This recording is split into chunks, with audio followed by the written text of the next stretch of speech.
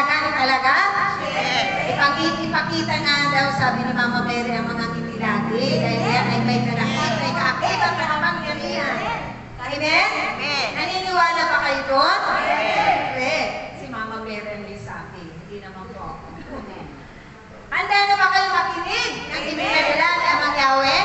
Tayo ay magsasalo-salo na ng salita ng Diyos. Na ito ang ating Panginoon.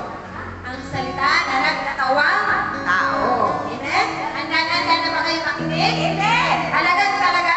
Amen! Atin ang tatawagin na maghahayag tungkol sa paghahari ng Diyos sa ating panahon at sa nababagong panahon. Walang pilit pa ang ina sa bagong Jerusalem na patuloy pinalalakas, pinagaganda, pinagagaling.